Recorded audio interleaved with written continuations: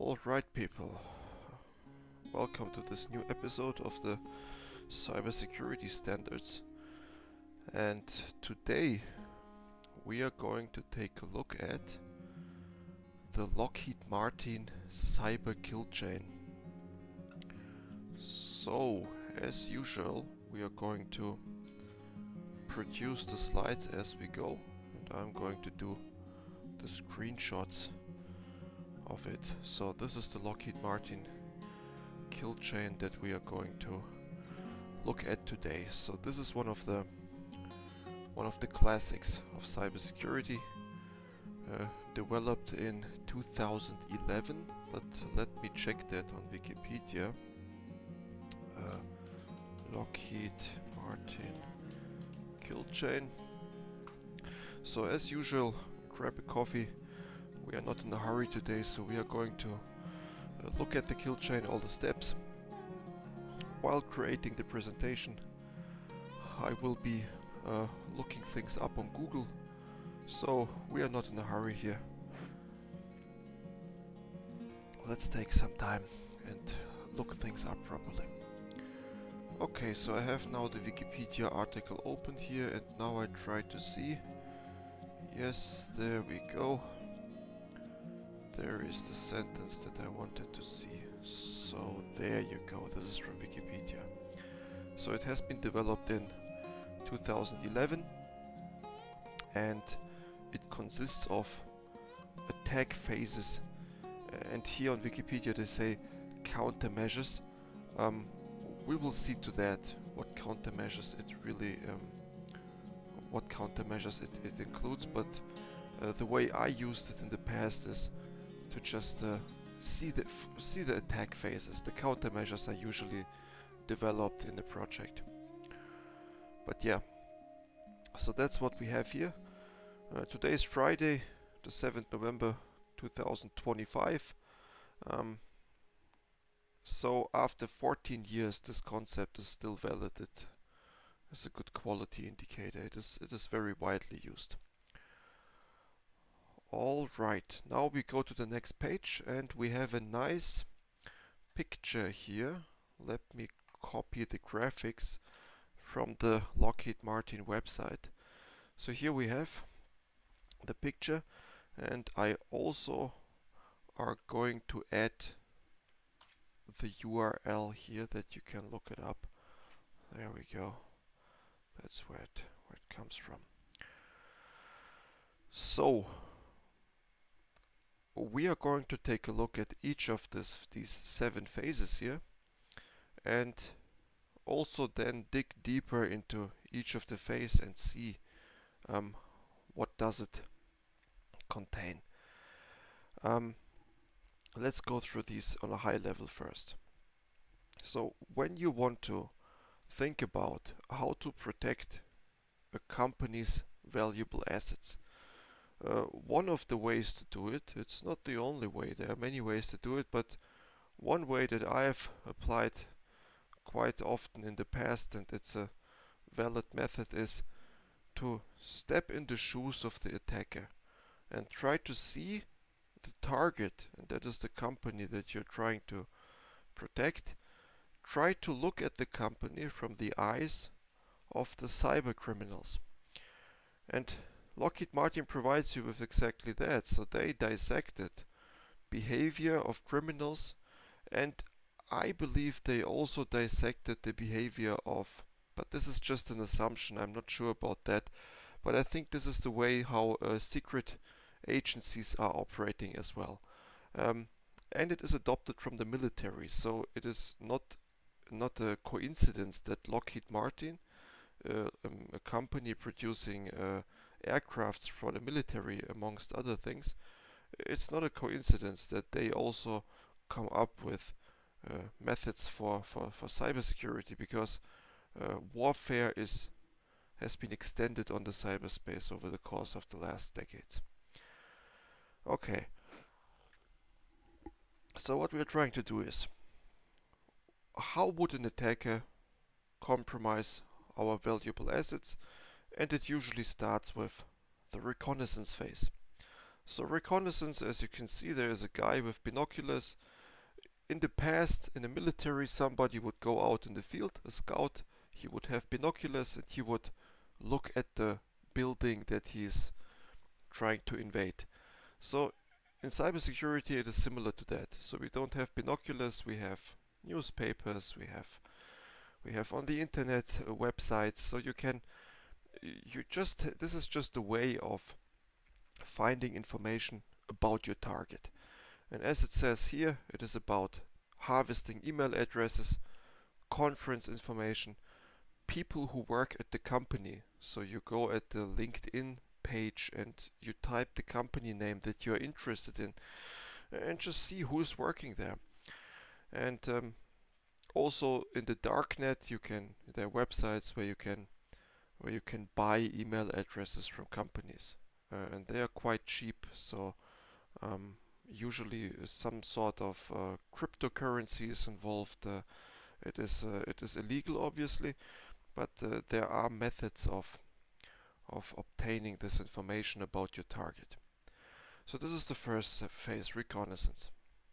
And this always happens one way or the other. So before you compromise a company, it is necessary to look at the company and see where is it located, in what country, what locations do they have. So it might be a company that is located in multiple countries. They might have multiple locations within one country, and so on. And then you obviously need to see what is worth stealing in that company. So usually, what happens today would be some sort of encrypting the data and so ransomware, pretty much encrypting data and asking them for money so that you can decrypt it again, or they can decrypt it. You give them the key for money. This is one very popular method these days. But there are many more. So you might have, or not you, but the cyber criminal might have the objective to destruct something. Okay, so you just want to delete data, or you want to damage the reputation of a company by disclosing secret information. So there can be many goals. Most often, the cyber criminals uh, they they have the goal to earn some money, and you don't earn money by destroying things. So you earn money by stealing something and giving it back, or selling it to somebody else. Obviously, some secret traits, some how do you call it? So one good example is if you have a beverage company and they have a secret formula to make that drink taste really well. So if you can steal that, you can sell it. Stuff like that. Or in the automotive field, if they created some blueprints for a very sophisticated new model and you can steal that and sell it to the competition, that's also something that's valuable. That's what cyber criminals want to do, and that's reconnaissance. So they try to get as much information as they can. The next step is weaponization. Okay, so after you know what you want to steal, you need to find a way into the company.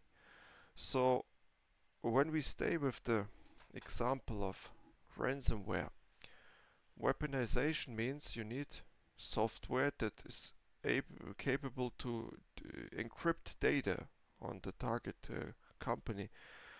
And so you need to couple it with some, it says here, payload. So you need to put it, let's say, in a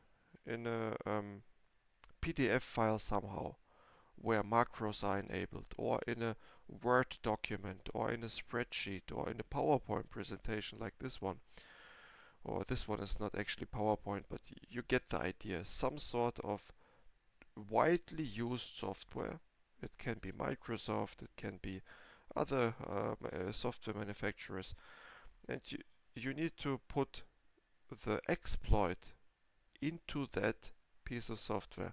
So usually these things are already available out there, so you can go again on these illegal communities online somewhere in the dark web or wherever, and you can simply buy um, PowerPoint presentations where already the exploit is incorporated.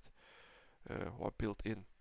So these steps, either you as a, or I'm referring to you as cyber criminal, which is, but you get the idea. So either the cyber criminal is capable to weaponize it himself, or it is you just go out there and buy it.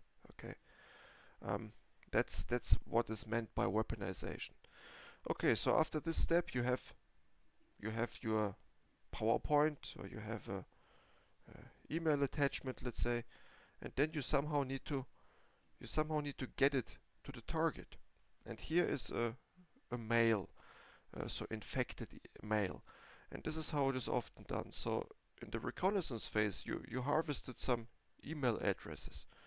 Now you have your compromised email ready to be sent out, and now you send it out, let's say via email, to the victim. But other popular methods, as it says here, is web. So you can just send him a link to a website, a URL like this one. I mean, this one is obviously not compromised, but there might be a company websites that are compromised indeed. So clicking on a link can lead to leakage of usernames and passwords, for example. Or USB sticks have been used as well in the past.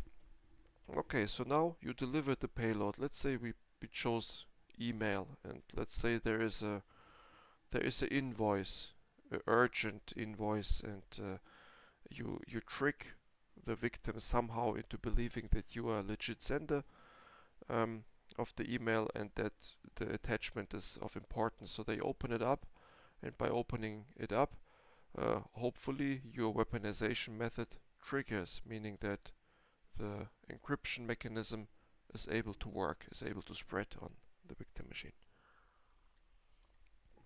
Yeah, so that's the delivery phase. After that comes the exploitation phase. Okay, so the email is being opened, the macro is being executed. Obviously, enabled macros, we consider this a vulnerability in the system. These days, exploiting something via macros is not not very modern way to do things, because most companies these days and most administrators, they are aware of this attack vector here, and they deactivate macros very simply on their machines. But that's not all companies, and you will be surprised how many companies, even though well knowing that macros are dangerous, they activate them. Why? Because some of their sophisticated PowerPoints and Excels and whatever, they need macros to work properly, and macros, they make the daily life of a accountant easier. Okay, so there's just a button and something is automatically created for you. So your daily job is easier by using macros. So you want to use them. So as a result of that, even though most companies, most security professionals know don't use macros, people still use them because it's a convenience thing. Okay. So let's say it worked out. The exploitation via the macro works. So what happens then? The macro is downloading some malicious files, and this is then part of your weaponization, meaning that encrypting the stuff on the machine of the target company. So in the next step we have the installation, and this is what happens. So after this downloading of your binaries is possible, this requires certain vulnerabilities to be there. It's not just the macro. So if you want to download something, obviously in your firewalls there must be some open rules. So the communication must be, the channel must be established. And then it downloads the stuff, installs the malware on the machine, in this case encryption software, something like a worm that is capable to spread to other machines. So you are in a network, and this you want to compromise as much as you can. So by delivering an email, you compromised one system. Okay, it's one endpoint, one, let's say, Windows machine most often. Maybe it's a phone. Okay, some people are working with macros on the phone. I'm not sure, but very likely it will be some Windows machine. It installs, hopefully in such a way that there is no installation pop-up. so the user is not supposed to see that something is being installed there. Okay, but this is part of the weaponization. You need to make sure you need to hide the stuff. That's what cyber criminals do. So it's being installed right now in this moment on this machine that we're looking at. Something might be installed in the background. I wouldn't know. Okay, you only see it by having proper monitoring in place. Okay, after installation, you want to have a command and control server. This is a very confusing concept for beginners. So when I first saw this, I wasn't sure what does it mean command and control. Well, you must imagine that you only have a very limited access to the target company. So after you have sent out this email right here, this is your only interaction. All of the steps, exploitation and installation, they must happen automatically after the target user clicks on the link or inserts the USB or opens the email attachment. These steps 4 and 5 happen automatically and you don't even know if they happened or not. You're not sitting in a company, you're in another country behind 10 VPNs, you are hidden, you're far away from the company. But at some point you still need to be in contact with them because you need to be in control of the software that you installed there. So you don't want the process to execute automatically on its own. Some of the cyber threats, they do it like that. It's highly sophisticated stuff. But in the less sophisticated environment, you want a communication channel to your installed software. Okay, so whatever is installed here, it needs an IP address and it needs an open port that you can communicate with. And you also have a server at some point where you then have a communication to your encryption software, where you can give a command to start or stop the encryption. That's important. Command and control channel.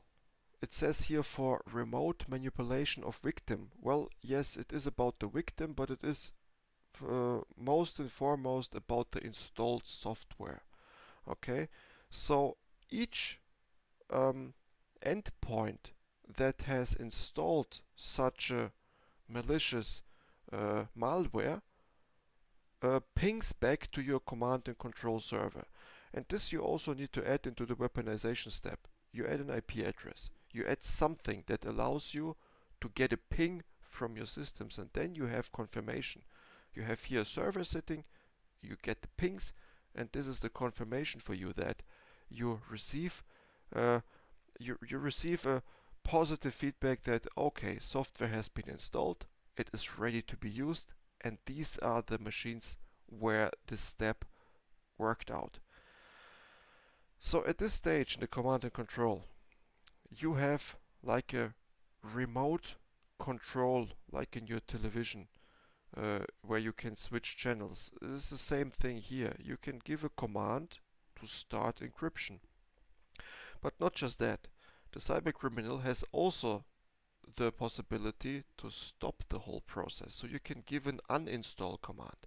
It might happen that at some point in the operation, the cybercriminal realizes that the fish is too big to catch. Okay, and maybe it is also a risk to being catched by the victim. It might be a honeypot. Concept of honeypot we will look later on, but a honeypot is pretty much a trap for the victim. It looks like a legit target.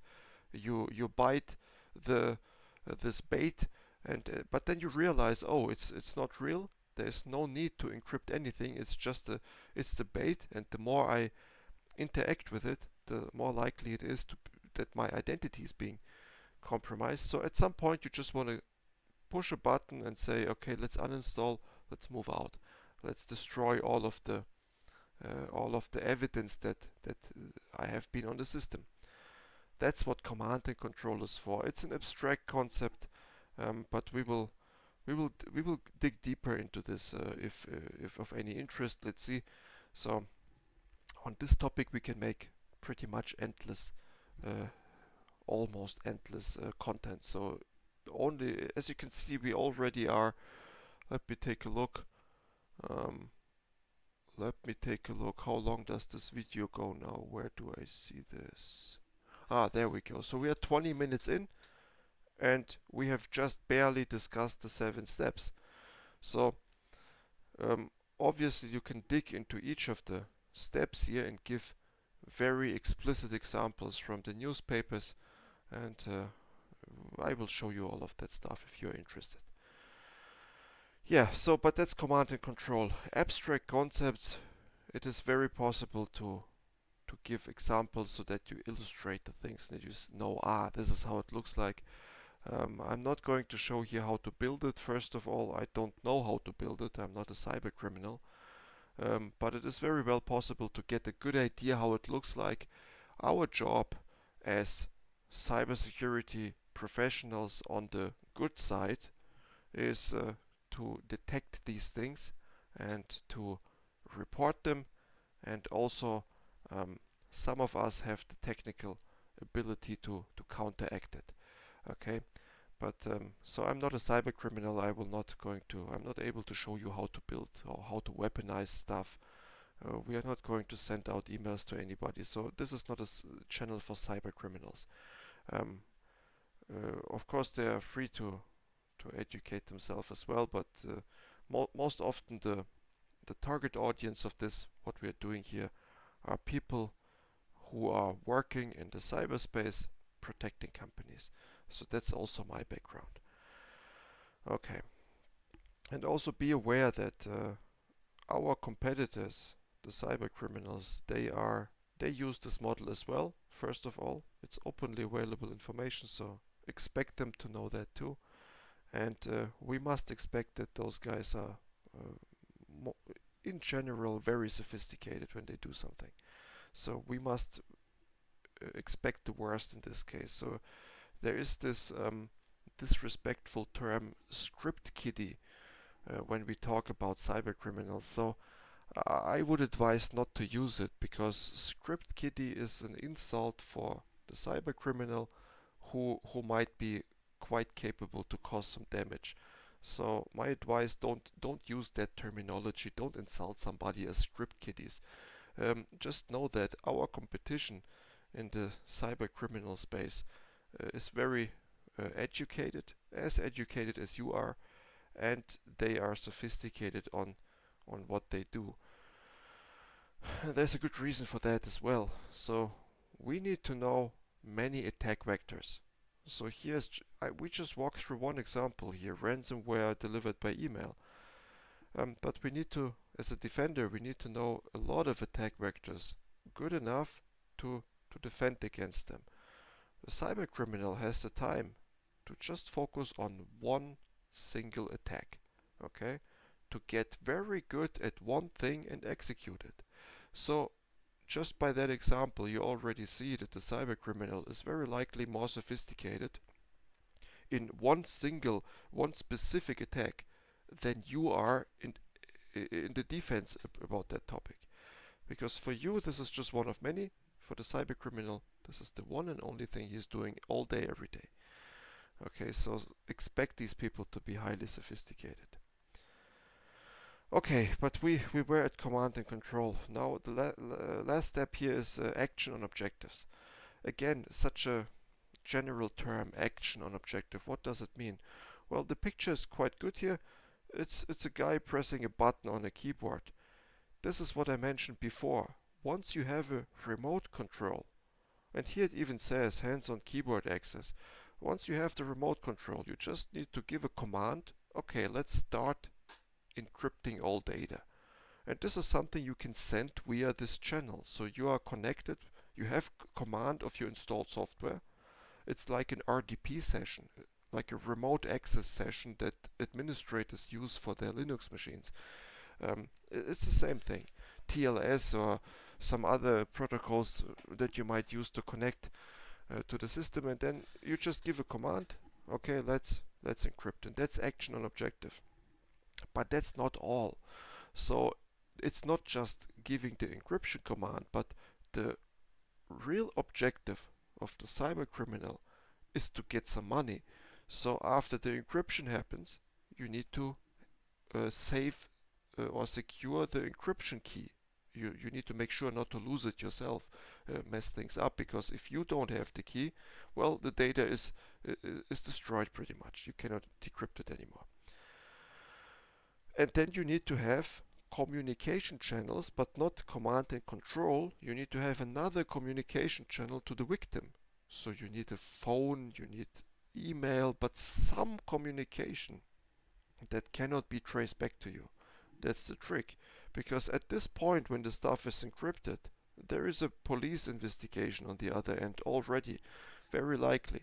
There are cyber professionals on the other side, cyber defenders like us who help the company to deal with the situation. So by the time you click the button to encrypt, expect that the very next day there is already a professional on the other side dealing with the matter.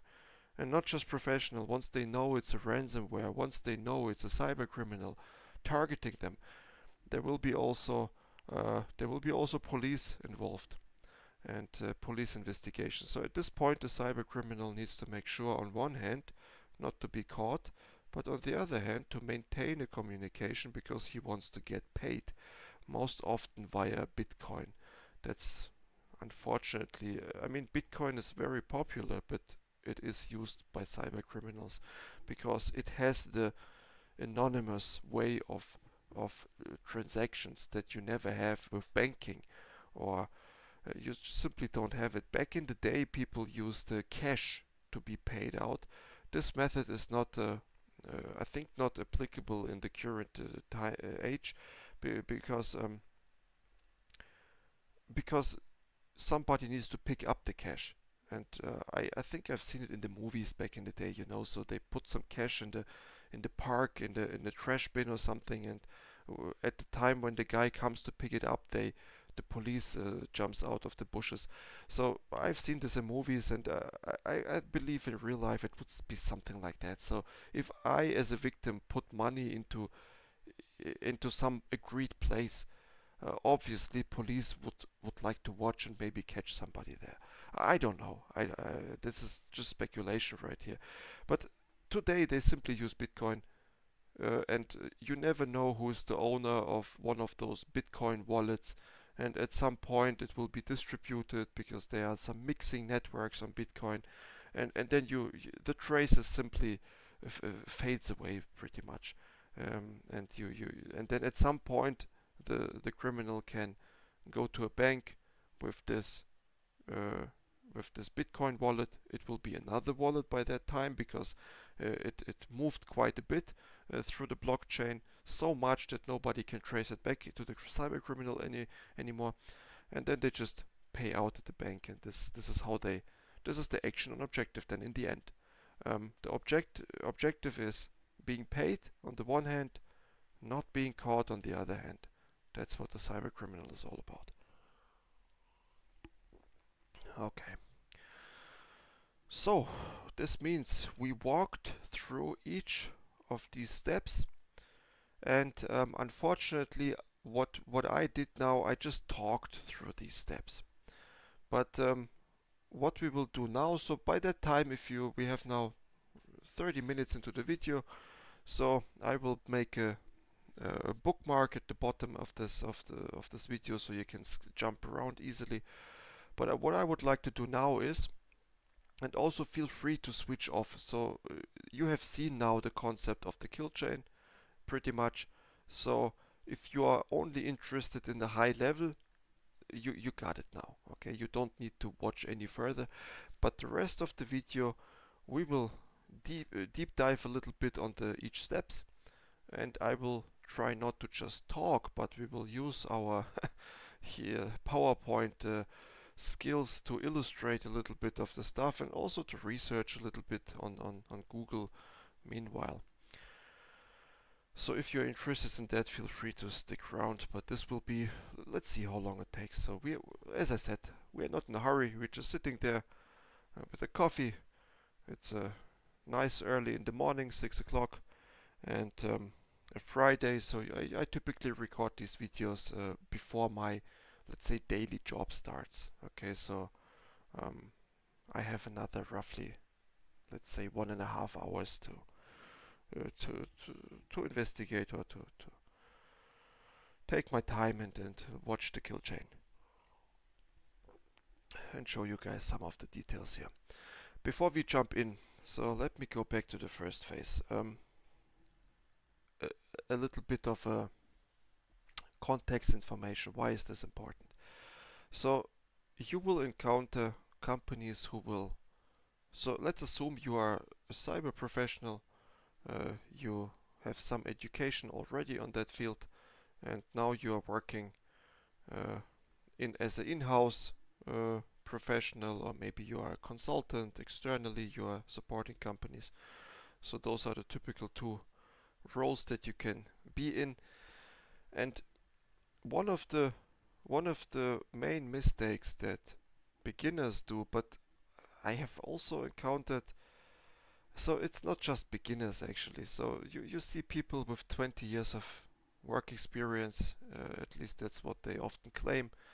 And one of the mistakes that people often do, independently of age, independently of gender, independently of the country, it really, I haven't found any pattern on that. It happens to a lot of different, all kinds of people. And it happened to me as well back in the day. The challenge is to provide concepts for something. And most often the goal is again to protect the company against cyber criminals. That's most often the goal, one way or the other. And the main mistake that you can do here is not knowing these concepts that already exist. That's one of the main mistakes. And what happens if people don't know these concepts? Well, they start using their own brain and come up with something, but that something will never be as sophisticated, as well thought out as this. Okay? The creator of the skill chain, those have been some seriously educated people, one of the best in the industry. And why inventing this yourself? And most likely you will not have 7 steps. You will have 3 steps, or you might have 15 steps. So it will be either oversimplified, it will be lacking, or what often happens, the other way around, it will be overly complicated. Okay, you can make a solution to a problem as complicated as you want, to such a point where it's no longer usable. So that's the main mistake, and that's why I would like to show you these concepts. And we will. This is the first video actually in the on this channel. So I just created this channel recently, and I just had the idea. Let's not repeat myself in my job every time. So I don't know how many times I talked about the kill chain in the scope of my job and showing it to people, and I realized that a lot of the audience that I talk to is surprised that how many concepts already exist. Okay, so whenever we think about cybersecurity, we believe that it's a highly complicated topic, and yes, it is. It can be complicated, of course. But if I show people that you can break down a complicated matter into simple 7 steps, easy to understand, this is when people are quite surprised. And they are even more surprised when I show them that, look, it's not me having to invent this, it's not you having to invent that stuff. It exists already. Use what is there. That's my message here. And this is the idea of this channel. So we called it cybersecurity standards. So this kill chain, we consider it a standard, a good old classic. And there are even more standards like this. So 2011, for computer scientists, 15 years roughly. So we have 2025. So let's say, yeah, roughly 14 years. That's not a long time in cybersecurity. And that's not a long time in computer science. So a lot of the concepts that we are using today, they have been invented in the 50s. They have been invented somewhere in the 60s, 70s. Old concepts. Modern cryptography, the RSA algorithm, for example. I think it has been invented in the 80s or something. let me look it up. So RSA encryption. So it's Rivet, Shamir and Edelman. Let's see when it was invented. Yes, 1977. So, and we use it to this day.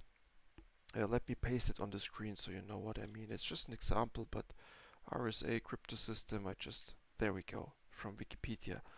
So, 1977, and we use it till this day. So, a lot of concepts already exist. And just because something is quite old, and a lot of people that I talk to believe that, oh, that stuff is from 2011, so it is not current, it is not relevant anymore.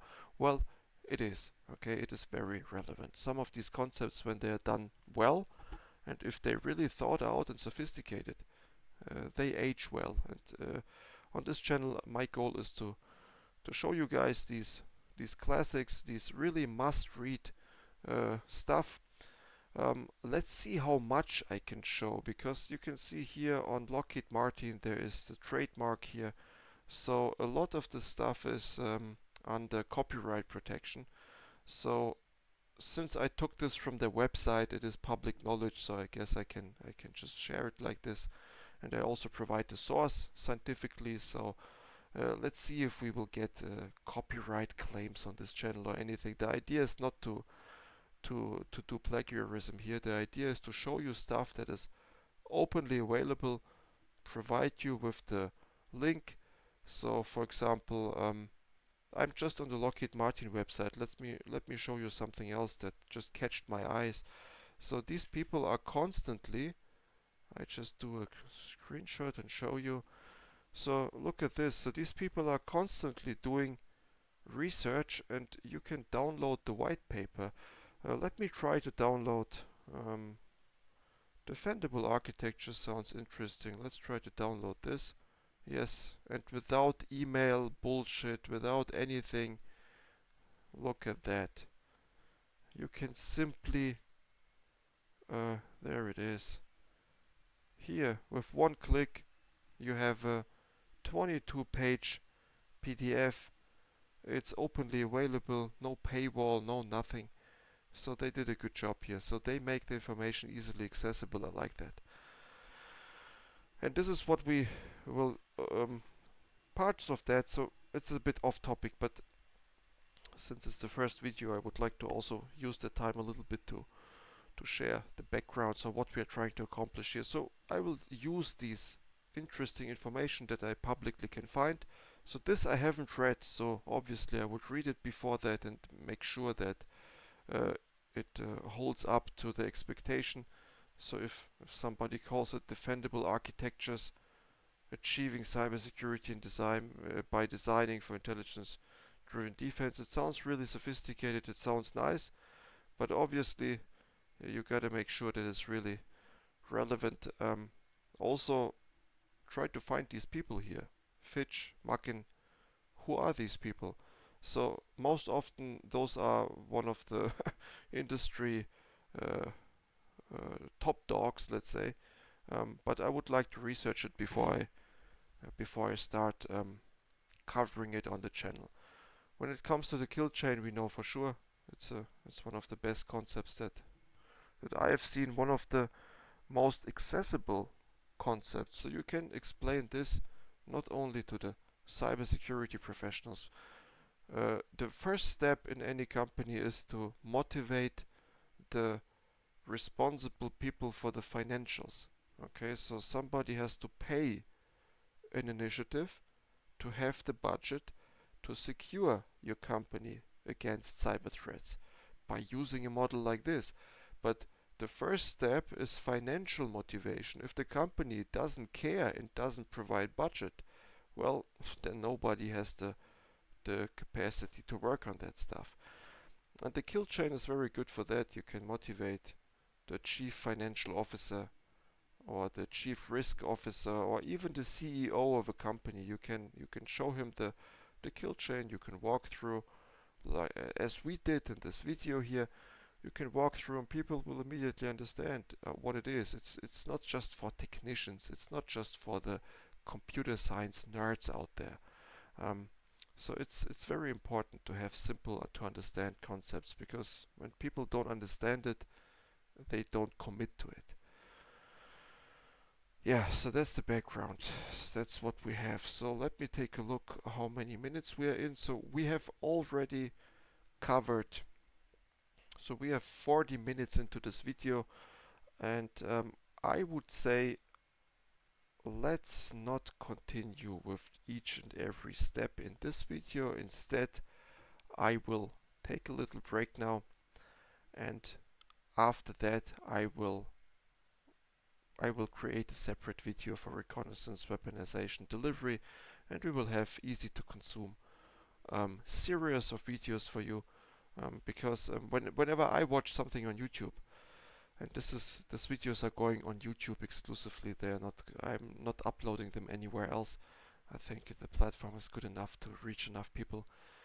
Um, when I consume YouTube videos on any topic, I like them to be chunked in small pieces. So I think 15 minutes is too short most of the time. 1 hour might be too long. Okay, it must be a good chunk that you can easily watch during your home office lunch break, let's say.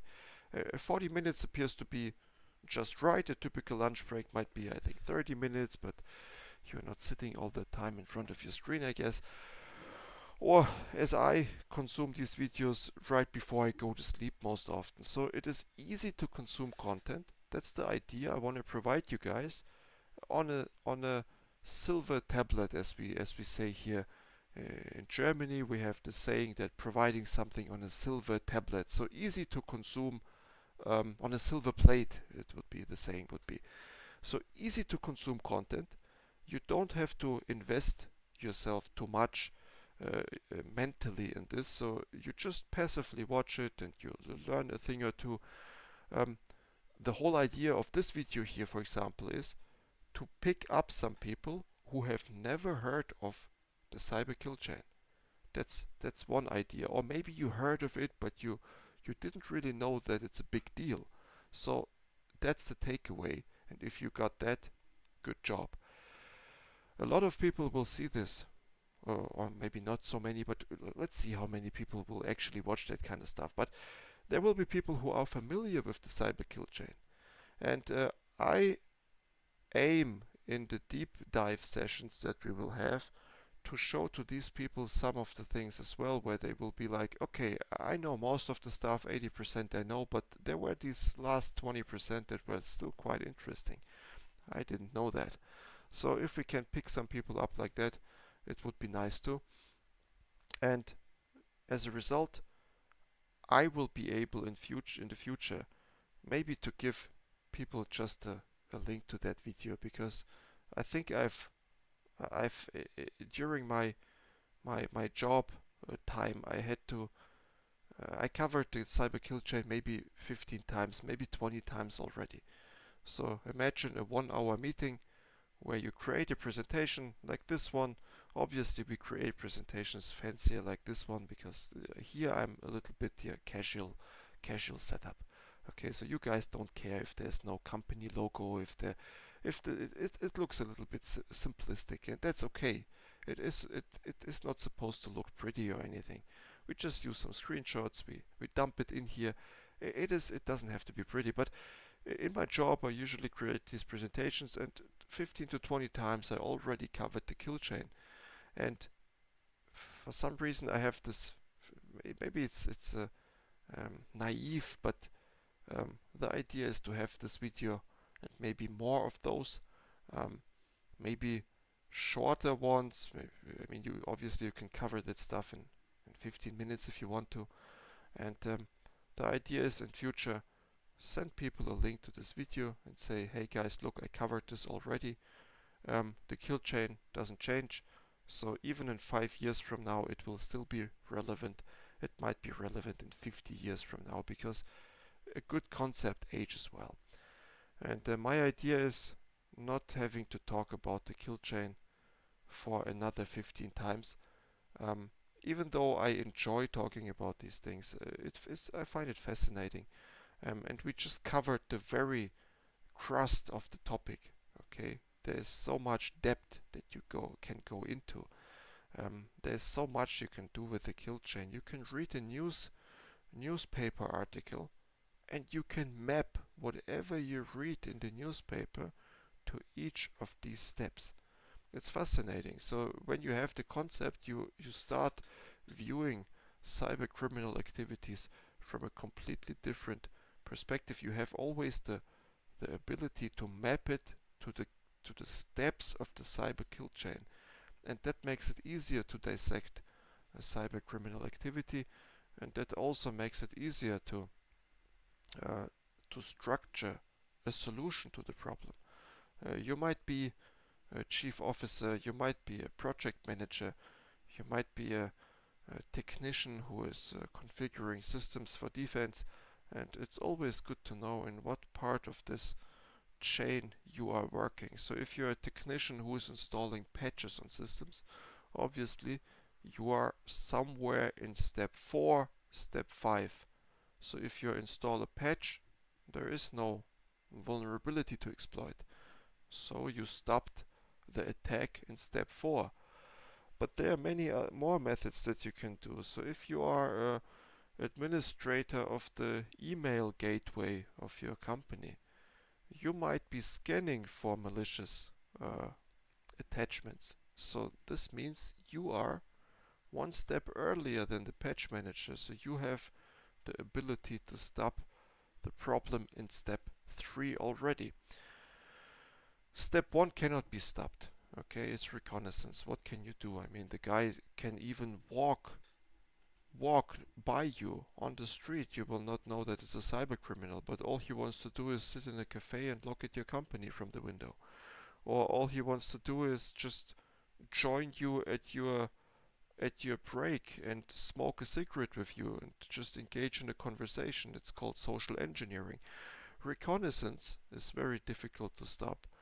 Weaponization is difficult to stop too. It happens outside of your boundaries. But step 3, yes, you have employees. Step 4, you have installation. That's also an administrative thing. You can prevent software from being installed on systems. It depends on the configuration, how restrictive you are. And command and control, it's also networking, guys. So they might detect, oh, there's some system pinging to a IP address that we are not familiar with. What is that? You can detect it. And action on objective here, if something is executed, process execution. So it is very interesting, if you know this concept, to know at what part of the kill chain are you operating as a defender. And coming back to this chief officer project manager topic, so you might be responsible to set up a portfolio or a project for defense, for implementing some defense measures.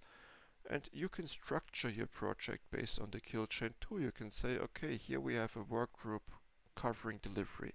Here we have a work group who is covering installation. Then we have another work group, reconnaissance actually. This would be a part of threat intelligence. So the same way cyber criminals can perform reconnaissance on you, you can perform reconnaissance on the cyber criminals. This is called threat intelligence, meaning that going out there and finding out as much as you can about the cyber criminals. Yeah, okay, so far so good. Roughly 48 minutes in. So this is it for this video, and see you guys next time when we dig deeper into the concept. And I hope you enjoy this type of content. Let me know in the comments if you are interested in some specifics. Maybe you encountered something in your daily job. Do not ever disclose confidentials, obviously, so don't say company names, don't disclose anything that might hurt you, but very often you can ask general questions that are part of your daily job that you struggle with, and then we try to, if it's relevant, or if I might not have answers to a lot of that kind of stuff, but maybe by luck I have encountered that stuff too, and then we can we can discuss it here as well. So let me know what you think, and my idea is to provide this type of educational content to as many people as possible who are interested, and to have a little bit more education about cybersecurity out there. Because we know one thing, the cyber criminals, they educate themselves. They are motivated by money, but the defenders, the people on the other side, you might be working as an accountant, or you might be working as some job that needs computers to work, but you're not a cybersecurity specialist. Well, these people, they have usually less time, less resources to deal with these topics. So it is very important to have a way to engage with the topic easily, without much energy, without much motivation needed. Okay, so I think watching a video like this is quite easy. You just need to click a link, you sit down before you go to sleep, or while eating lunch, or just recreation time, and instead of watching, I don't know, computer games being played on Twitch, maybe this is a good alternative every now and then too. Alright people, thanks for your time, and see you soon. Bye.